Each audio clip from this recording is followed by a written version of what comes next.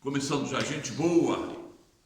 Vamos iniciar então nessa aula, dentro desse pensamento, né? De que o nosso discipulado é interminável, é eterno. É eterno.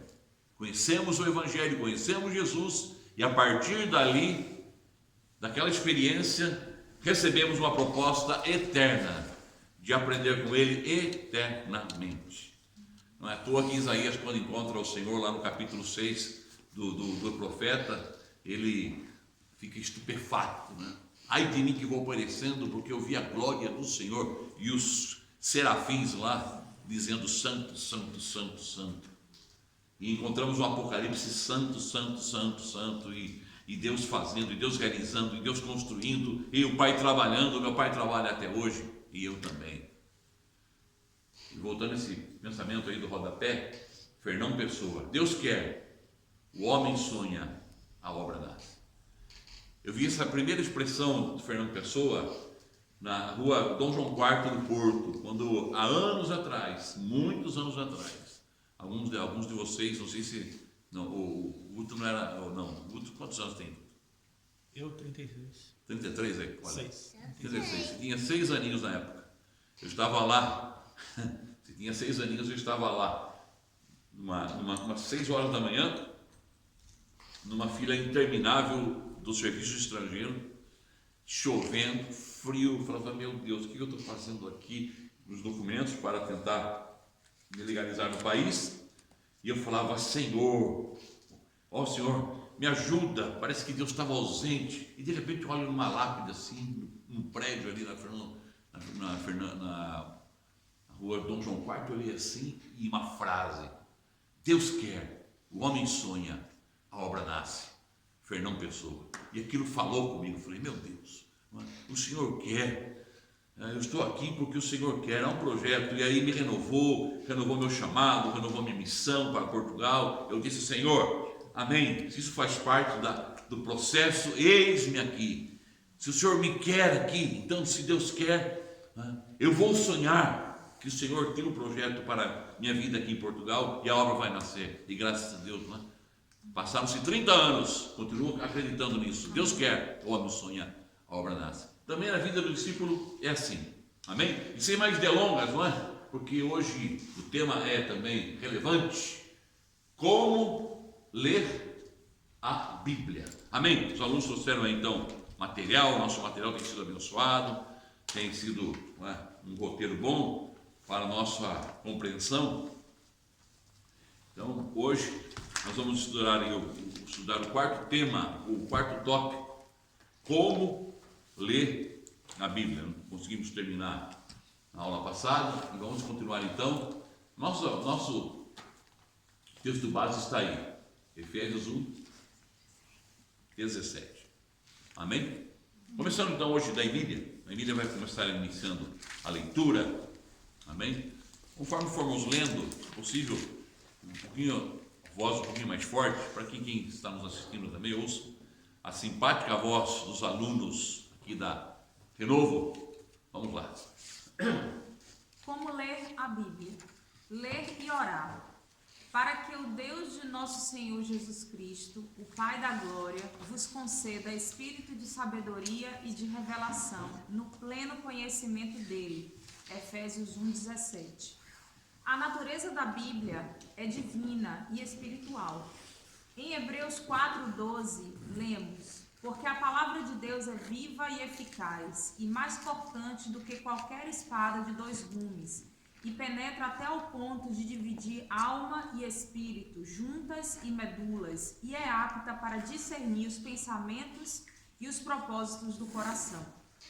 Não podemos entender a Bíblia simplesmente com a mente. Ela precisa ser lida com todas as partes do nosso ser. Amém. Até aí. Então, nessa introdução, nós vemos que o autor aqui do material, o tópico nosso, ele nos estimula como entender, como ler a Bíblia. E interessante que em Efésios 1:17, se nós atentarmos bem, formos bem atentos e minuciosos na declaração de Paulo, na exposição de Paulo aí, em Efésios 1,17, eu até coloquei aqui, primeira divisão aí do tópico. Dá para ler daí? Você consegue ler daí, Aline? Consigo.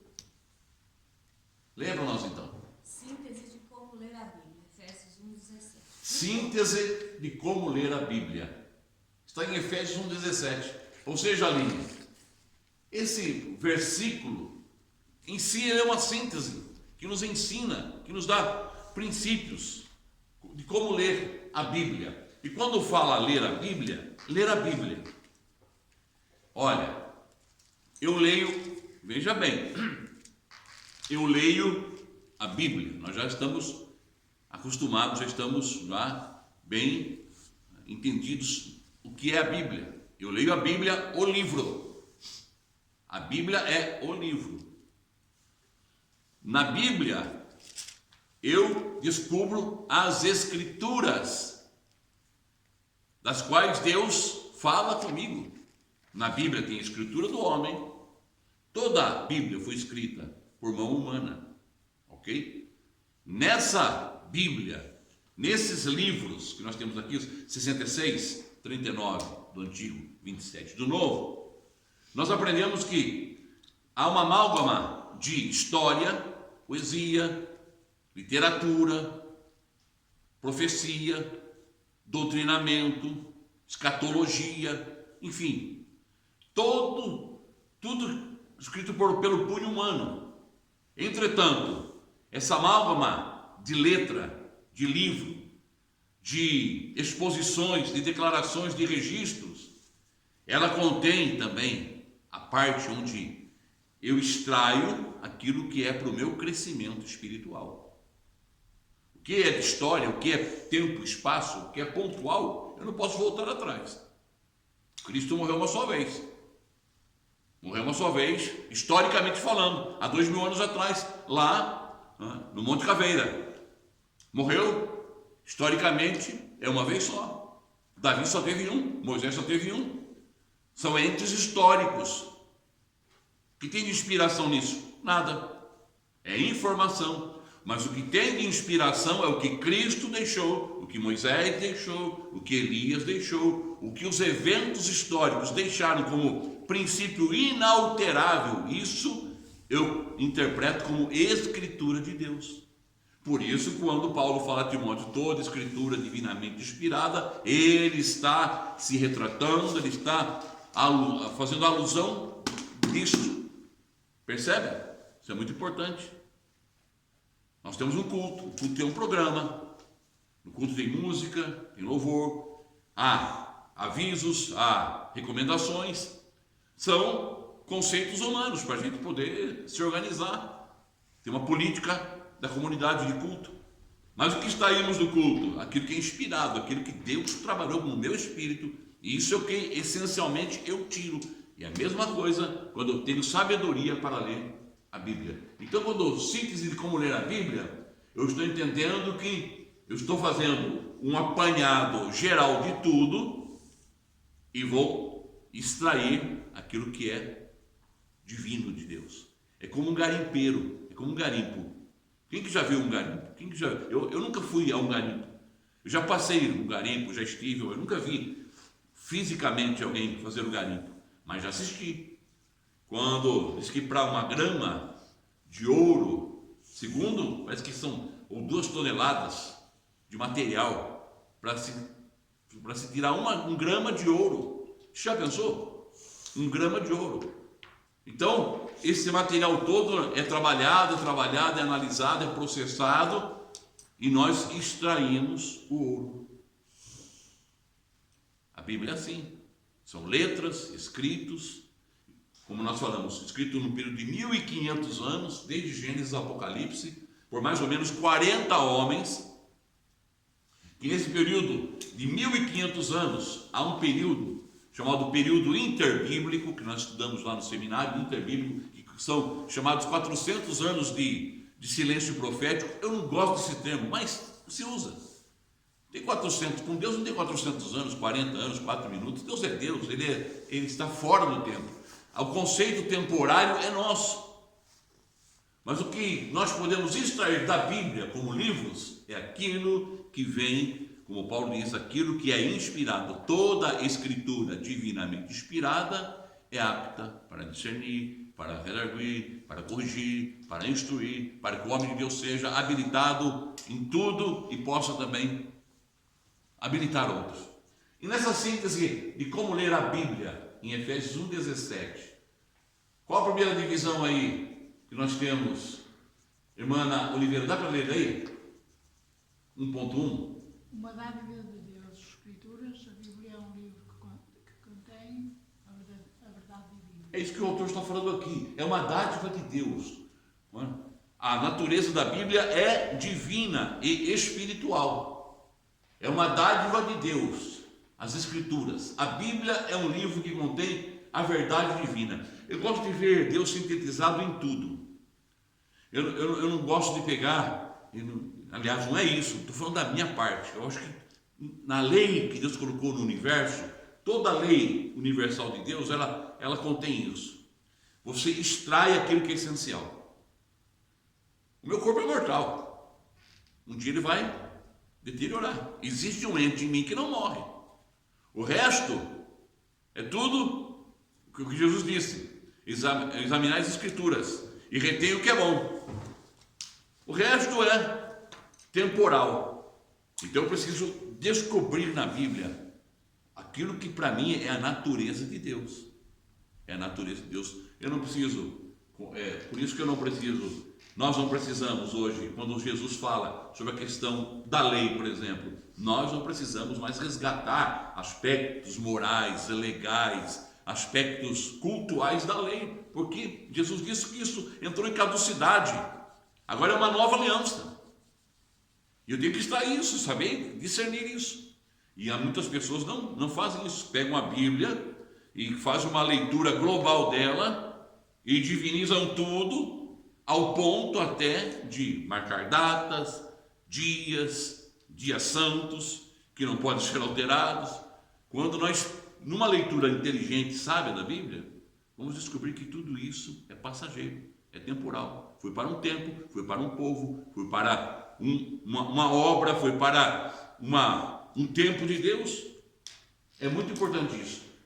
Sabendo que uma dádiva de Deus, as Escrituras, a Bíblia é um livro que contém a verdade divina. Mas pastor, peraí, ela contém ou ela é a verdade divina? Tem essa questão. Existe uma ala bíblica mais radical que diz, não, a inerrância bíblica, a inerrância. Se a Bíblia foi escrita por mãos humanas, ela, com letra, pode ser fadada a ter falha. Ninguém é perfeito. A própria escritura humana, ela é falha. O que eu tenho que descobrir na palavra, através do Espírito da palavra, é aquilo que é de Deus. Aquilo que é de Deus não falha. Aquilo que é de Deus não mente. Aquilo que é de Deus não cai por terra. E isso não desmerece, nem aumenta, nem diminui a autoridade da Escritura. O que é importante aqui é a autoridade da Escritura, o verbo presente aqui. O tópico 1, 2 aí, dá para ler daí? Deixa eu ver aqui. Sarinha, leia para nós. Tópico 1, 2. O Pai é o autor, o Pai planejou. O Pai é o autor, o Pai planejou. Ou na linguagem aqui de Portugal, o Pai planeou. Eu gosto também dessa palavra, planeou, um plano. Ou seja, a Bíblia, ela traz no seu conteúdo, nos seus escritos, ela traz algo que tem um autor, o Pai. O Pai é o autor. Ele inspirou homens de Deus. Pedro chega a dizer, depois vamos mencionar isso, que nenhuma profecia é de particular elucidação, mas homens santos de Deus falaram da parte do Espírito Santo de Deus. Ou seja, foi o Pai o Pai é o autor. E ele planejou, ele planeou. 1.3. Deixa eu ver quem pode ler aqui. Maria. 1.3, dá para ler daí? O Filho é a mensagem, o verbo. O Filho executou a mensagem. Então, o Pai planejou, o Filho é a mensagem, é o verbo. O Filho executou a mensagem. Porque Deus amou o mundo de tal maneira que deu seu Filho unigênito. Deus amou o mundo. E aí ele planejou. Ele planeou. Ele disse lá no Gênesis que da semente da mulher nasceria aquele que viria pisar a cabeça da serpente. Havia um plano ali já incluído, embutido naquela profecia divina. A primeira profecia que temos na Bíblia, ela é da boca de Deus. Primeira profecia, em Gênesis. Quando Deus vai dialogar com a serpente, dialoga com a mulher, dialoga com o homem, e diz, olha, para a mulher, com dores tu terás agora a luz, o homem com o suor do teu rosto vai ter que ganhar teu pão, e a serpente rastejarás, e da semente da mulher nascerá aquele que pisará a cabeça da serpente. E aí já está embutido, já está incluído nessa profecia o plano de Deus. Quem executou esse plano? Quem veio dar vida a esse plano? Quem foi orar lá no Getsemane, dizendo, Senhor, cumpra o teu plano em minha vida? O Filho. Senhor, passa de mim esse cálice sem que eu beba, contanto não seja feita a minha vontade, mas aquilo que o Senhor planejou. Seja feita a tua vontade. E Jesus se entrega absolutamente à vontade de Deus. Eu vou dizer uma coisa a vocês. Deus é tão vivo, é tão vivo, é tão vivo, que você pode entregar a morte para Ele, que você sai ressuscitado. Amém? Aleluia! Aleluia! E Ele tem um fogo tão vivo, um fogo tão vivo. Já parou para pensar isso no Apocalipse? Quando eu paro para pensar, e a morte e o inferno foram lançados no lago de fogo. A morte e o inferno foram lançados no lago de fogo? Mas o inferno já não era fogo, que falam. Mas como é que a morte e o inferno foram lançados no lago de fogo? Que lago de fogo é esse? Eu não sei. Eu sei que tudo que cai no fogo purifica. Tudo que vai para o fogo se processa. O ouro, quando ele vai para o fogo, não é? Vem lá cheio de escória, a matéria-prima lá vem tudo. Não é? O ouro vem ainda bruto, mas quando ele chega no fogo, ele purifica. Deus é eterno, Deus é vida, Deus é maravilhoso. Tudo que cai em Deus vira vida. Amém, amados? Esse aqui é o maravilhoso de Deus. Então, o Filho se entrega. O Filho é a mensagem, o verbo. O Filho executou a mensagem. E o 1,4 aí? Quem é que pode ler para nós? Quem não leu ainda? O Espírito é que aplica, habita e habilita os discípulos. Então, se o Pai planeja, o Filho executa, o Espírito Santo aplica. Olha a economia de Deus maravilhosa. Olha o projeto de Deus. Deus planeja, o Filho executa e o Espírito agora aplica em nossas vidas. Está aplicando agora nessa aula. A realidade, o Espírito é que aplica. Então ele vem o quê? Jesus declarou já em João 14: se eu não for, o Espírito não vem. E ele foi, e ele enviou o Espírito. Quando em João capítulo 20 ele se manifesta para os discípulos, ele sopra nos discípulos o Espírito e disse: recebeis, ou recebais o Espírito. E eles recebem o Espírito. E a partir daí, o Espírito começa a habitar e habilitar os discípulos. O que nós estamos fazendo aqui? Estamos sendo habitados e habilitados no projeto que planejou o Pai, executou o Filho, e eu estou vivendo ele pela aplicação do Espírito Santo. Hoje nós estamos no tempo da aplicação, os aplicativos.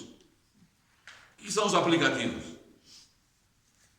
Estão dentro do nosso telemóvel, do nosso celular, aplicativos. Ou seja, a realidade, a conta de um banco, o pagamento, tudo que você pode executar, governar, administrar, gerir, toda uma economia está dentro de um aplicativo. E com ele você vive, você se manifesta. Com ele você, hoje, sem os aplicativos, não são.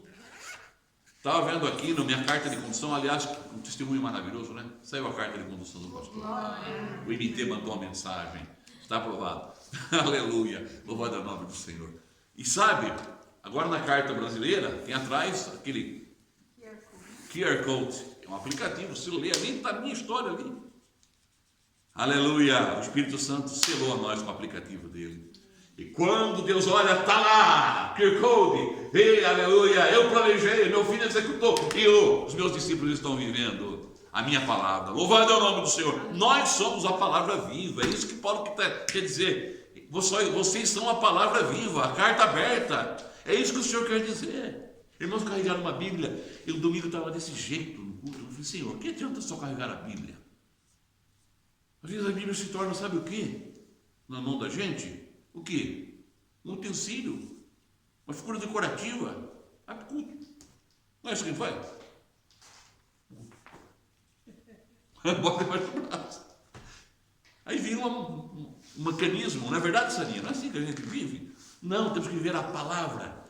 Tudo que nós aplicamos aqui como palavra, vamos pensar da letra para o Espírito. Vamos continuar a leitura que está muito boa, hoje está animado. Os aplicativos hoje estão bons, os QR Codes.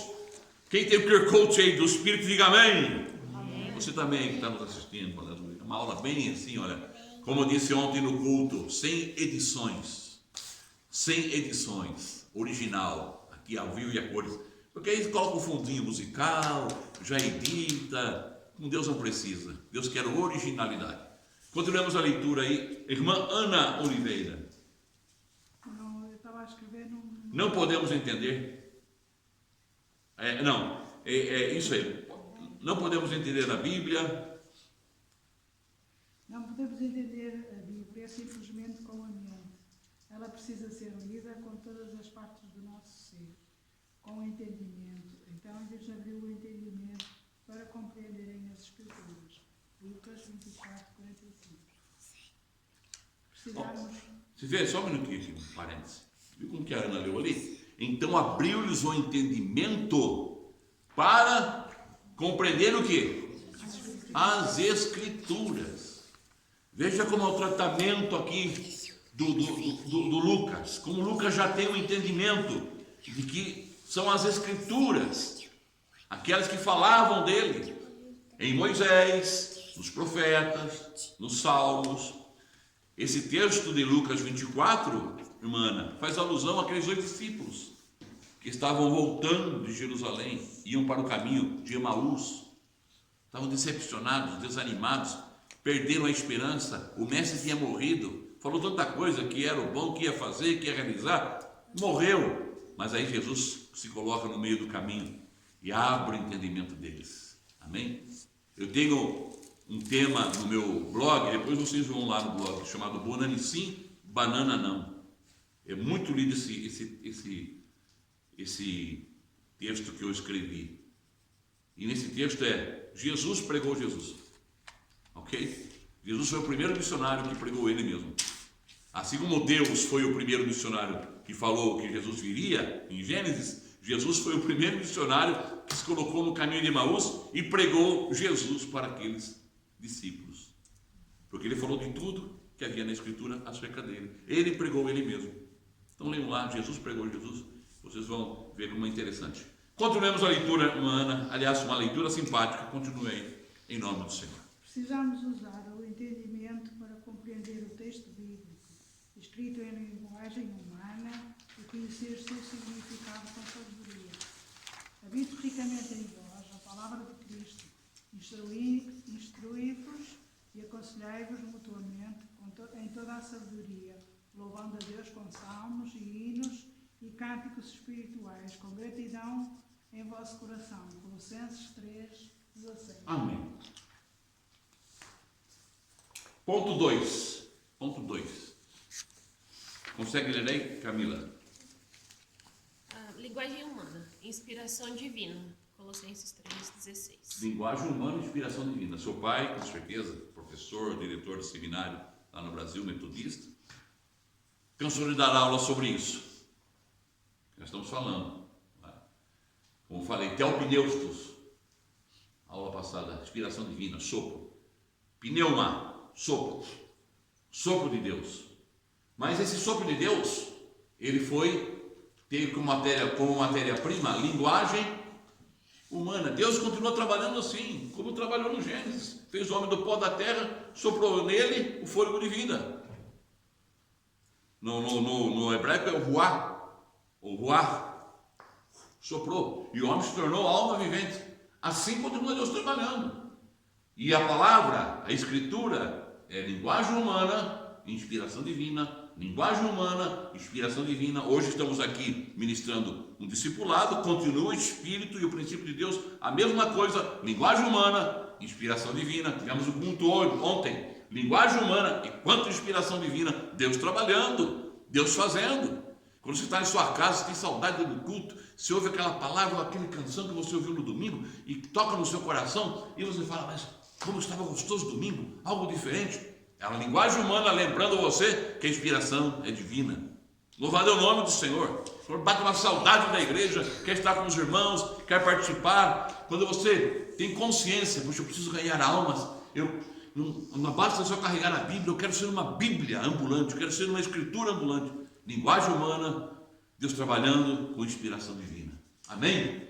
E nessa linguagem humana, inspiração divina, como leu a irmã Ana, 2.1, o que diz, Camila? Propósito. Propósito. Conhecimento, entendimento, discernimento. É isso que, em síntese, a Bíblia nos traz. Ela traz conhecimento, conhecimento me traz entendimento, e esse entendimento me faz discernir entre o bem e o mal. Você pode ver, em todas as experiências da Bíblia, que há na Bíblia, os homens de Deus, eles tomaram caminhos diferentes. Quando o homem tem um encontro com Deus, ele tem entendimento. Moisés tem um encontro com Deus, está lá pastoreando as ovelhas do seu sogro Jetro, e de repente ele vê toda aquela revelação, e lá no Sinai ele recebe, no Horebe, uma mensagem de Deus. A vida dele não foi mais a mesma. Você vai deixar o pastoreio aí dos ovelhas e vai lá no Egito, tirar o meu povo. Ou seja, houve um novo entendimento. Moisés teve um conhecimento da glória, teve um entendimento da glória, teve um discernimento da glória e agora recebe uma mensagem para mudar sua vida. Como nós lemos em Isaías capítulo 6 também. Recebeu, viu a glória de Deus e o Senhor disse, a quem irei? A quem enviarei? Quem há de ir por nós? E ele recebe o quê? Conhecimento, entendimento e discernimento. Eis-me aqui, envia-me a mim. É o que Deus faz na nossa vida. Fez na vida do Guto testemunhou, acho que foi esses dias ontem, falando sobre que Deus está trazendo de entendimento, não entendia. E nós começamos assim, e a igreja, o ambiente de família da igreja, para aquele que começa a ter esses princípios de entendimento, se torna um lugar mais gostoso. O melhor ambiente que nós temos é a casa do Senhor. Amém? A partir daí começamos a receber amadurecimento, revelação, ampliação da nossa visão e começamos a também fazer vazar a vida da igreja para outros lados, como os lares, grupo familiar. Deus quer trabalhar isso em nós, em nome do Senhor. Amém? De repente, você está no trabalho, alguém que é muito fechado, faz um bilhetinho lá no texto bíblico, deixa lá no espaço da pessoa tem facilidade de encontrar, de repente ele ouve aquela palavra, aquele bilhete, e aquilo muda a vida dessa pessoa. Deus nos dá o quê? Precisamos então, a palavra também, ela tem que ser lida com toda sabedoria. Ler, entender, aplicar. Não basta somente ler, eu tenho que entender. Não basta somente entender, eu preciso aplicar. Ler, entender, aplicar. 2.3. Guto, o que diz aí? Deus usa da limitação humana, linguagem para revelar-se. Deus usa da limitação humana, a linguagem para revelar-se. Foi uma das coisas que eu tive mais. Eu tive um encontro com Deus maravilhoso, quando conheci Jesus, quando eu me converti, eu me batizei. Mas uma das coisas que me causava assim, muita, talvez porque a bagagem que eu recebi, a porção de que eu via do púlpito, era de que Deus ele era tremendo e usou homens. E eu ficava pensando, mas como é que pode? Um homem, um ser humano tão limitado. Eu olhava para a minha natureza, para a minha constituição, Deus separar um homem. E para mim, Deus era esse ser distante, esse Deus intocável, esse Deus inimaginável, esse Deus santo. Eu falava, mas como é que pode? Deus usa a linguagem humana. E aí fui para a Bíblia, de repente falava, mas é a Bíblia escrita por homens? E no princípio comecei a ter uma crise teológica. Se foi escrita por homens, está afadado a ter falha. Mas aí comecei a ampliar o meu entendimento. Quando Deus escolher o homem com todas as suas falhas, com toda a sua pequenez, mas preservar a integridade dele no escrito do homem. Foi escrita por homens inspirados pelo Espírito Santo. Escrita por homens inspirados pelo Espírito Santo. E aí sim que chega. Não foi só a letra.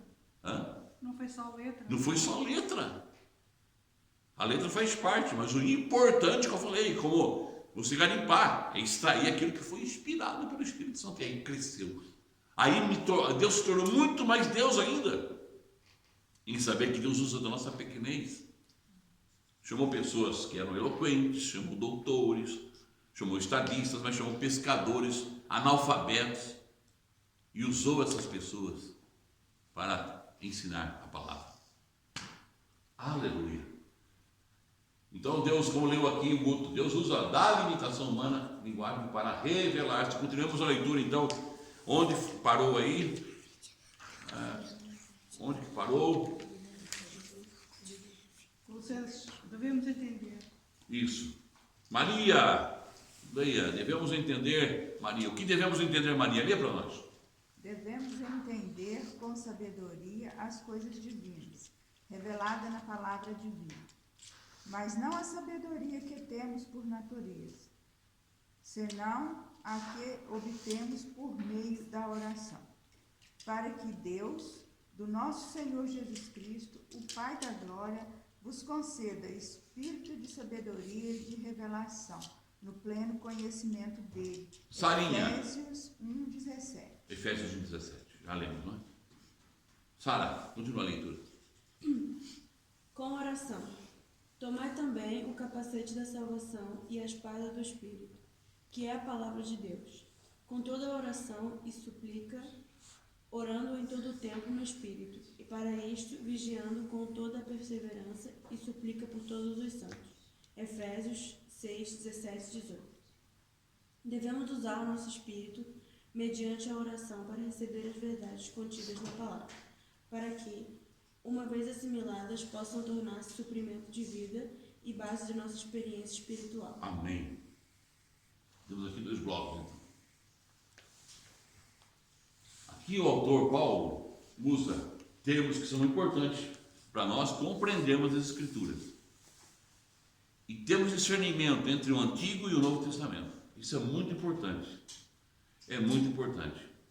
Para que nós possamos saber por que essa divisão, porque Deus teve um plano no Antigo Testamento, uma economia no Antigo Testamento, porque no Novo Testamento Jesus, ele vem, diz que ele não revogou a lei. Por que ele não revogou a lei? Porque ele é a palavra, ele é a lei. Ele não pode revogar aquilo que ele é. Como é que ele vai? Ele não pode negar-se a si mesmo. Por isso ele disse, eu não vim revogar a lei, mas cumpri-la. Mas cumprir o quê? Cumprir nele, porque ele é a palavra.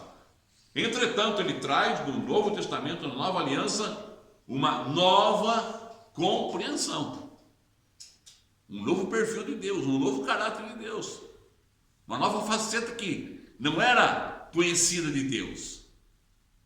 Os judeus não tiveram esse conhecimento, mas Jesus disse, olha, vocês são bem-aventurados, meu pequeno rebanho, porque vocês aprovem o meu Pai revelar o plano, o projeto dele. Qual o tema relevante das Escrituras? Antigo e Novo Testamento. Colossenses 3:16. E é importante que nós leiamos esse texto agora. Esse texto tem que ser lido para que nós possamos ter assim uma visão mais ampla da relevância das Escrituras do Novo Testamento e como Paulo compreendeu. Como que temos também que ter essa mente de Paulo aberta por Deus para entendermos. Colossenses 3:16. Amém?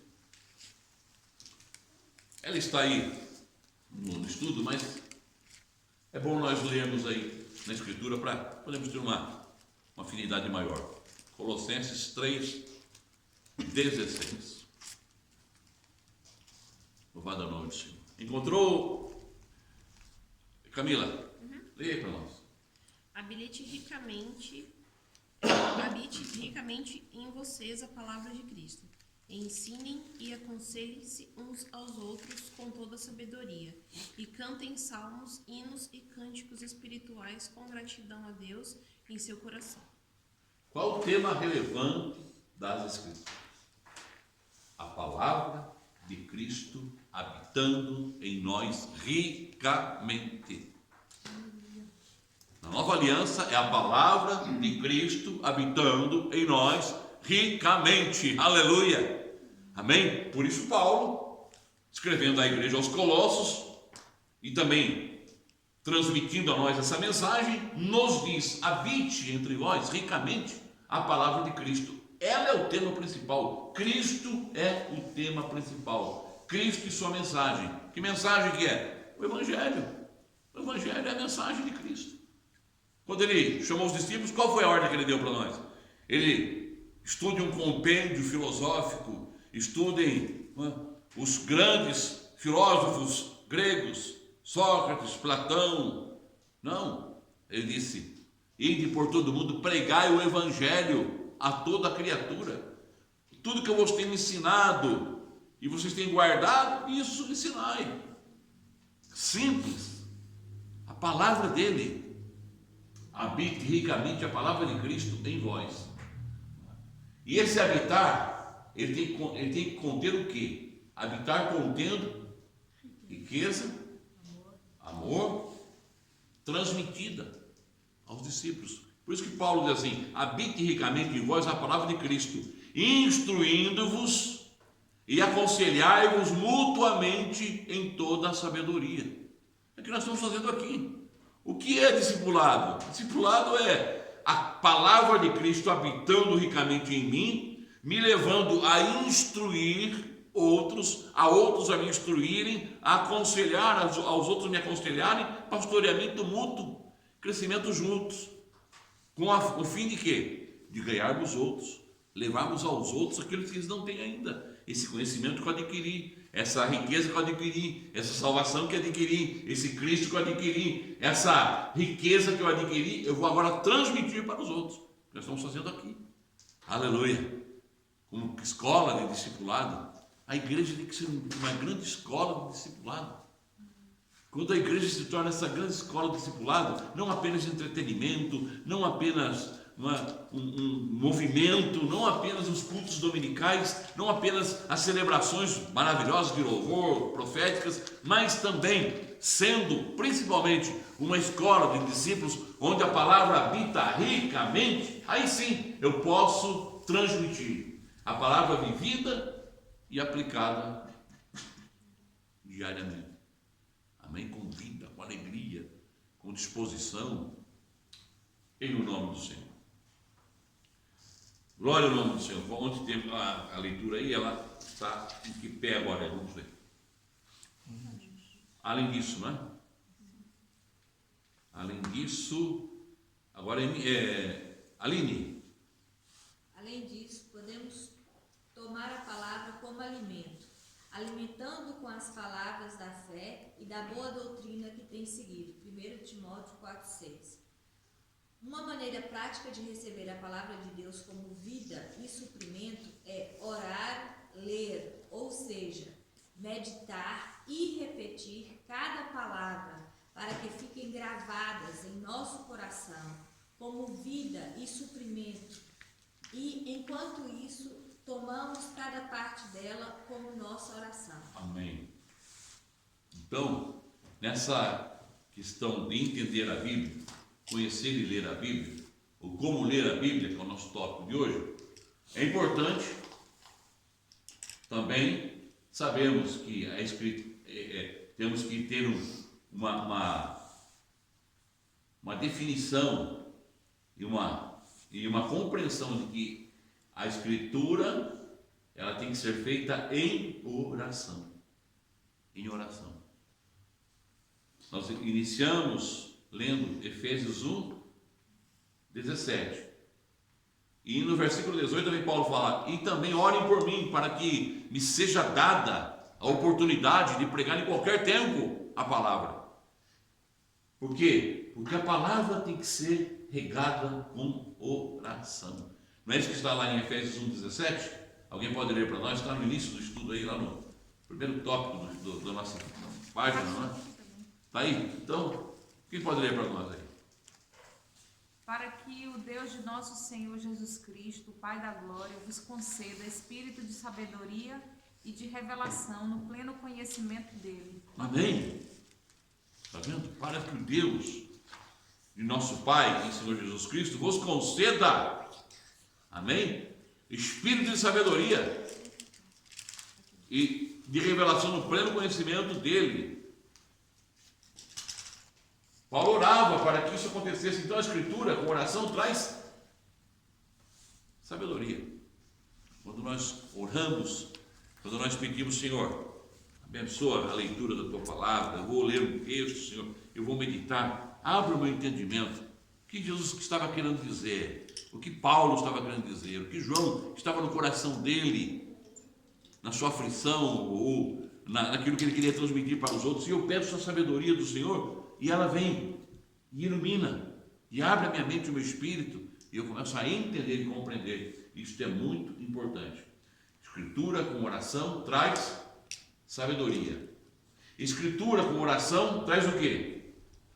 Conhecimento pleno. É isso que Deus quer. Escritura com oração, Senhor. Não basta apenas eu tenho a prática, quando estou preparando uma palavra, um estudo, uma mensagem, ou mesmo meditando pessoalmente, Senhor, abre o meu entendimento. Eu não quero ficar na superfície, eu não quero ficar só na letra. Eu quero entender o espírito, o princípio, eu quero entender a ideia do autor, eu quero entender o que o Senhor, através daquele vaso, daquele instrumento, transmitiu a ele e quer transmitir a mim. A aplicação pode ser diferente, as necessidades podem ser diferentes. João, na ilha de Patmos, tinha uma necessidade diferente da minha, ele estava preso, ele orava, havia um propósito. Ele orava talvez para que Deus fortalecesse, ele não negasse a fé, ou orasse para que Deus também desse a ele liberdade para continuar pregando ainda o Evangelho, porque ele achava no seu coração que ainda havia muitas vidas para serem ganhas, ou ele orava para que o Senhor desse a ele uma solução rápida, não sei a crise que ele passava, mas ele escreveu coisas e Deus revelou coisas que foram aplicadas no momento histórico, pontual na vida dele. Mas essa mesma verdade maravilhosa, ela é um princípio que pode ser aplicado nas minhas realidades pontuais, lá no meu trabalho, na minha escola, na faculdade, na igreja, na minha saúde. Se eu estava orando, Senhor, me dá saúde, me senti mal, Senhor, me dá saúde, quero recuperar porque eu quero trabalhar para o Senhor, é o meu trabalho, e Deus vai recuperando, vai nos fortalecendo, e aí a gente vai para a palavra, e a palavra fala, e eu aplico na minha vida. Hoje eu orando com uma irmã à tarde, numa necessidade, ela colocou uma questão, falei, como é que eu vou ter sabedoria para... Orei a Deus, irmã, está aqui, olha, o caminho é por esse, é você agora que toma posição, o resultado você vai ter, mas o caminho é esse, através da oração, a palavra ela traz o GPS para nós, ela clarifica, traz luz, lâmpada para os meus pés é a tua palavra, e luz para o meu caminho. Salmo 119, 105, não é? Se minha memória não me trai, lâmpada para os meus pés é a tua palavra, e luz para o meu caminho, através da oração. Escritura com oração traz o que também? Disciplina no combate da fé. Disciplina no combate da fé. Paulo diz isso em Efésios 6, versos 17 e 18. Com oração, revestida do capacete da salvação e da espada do Espírito, combatendo, orando contra as adversidades e as batalhas espirituais. 4:4, quem pode ler? Escritura com oração traz o quê?